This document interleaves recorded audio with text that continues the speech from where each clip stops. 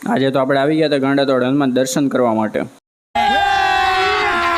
अभी मजा आएगा ना भिड़ो। और अभी तो रुको, क्लाइमैक्स अभी बाकी है। તો હર મહાદેવ, કેમ છો? આજના મિની વ્લોગમાં તમારું હાર્દિક સ્વાગત છે।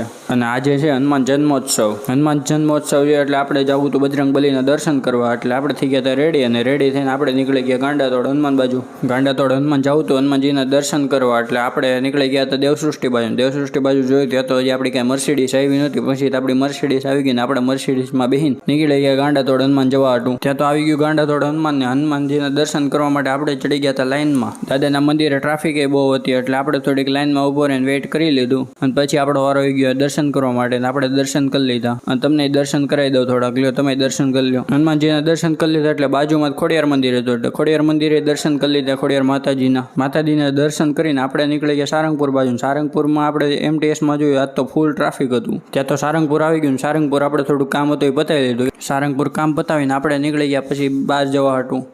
બહાર જઈને જોયું ત્યાં તો આજ તો ફૂલ ટ્રાફિક હતું, ટ્રાફિકનો વિડીયો ઉતારી લીધો આપણે।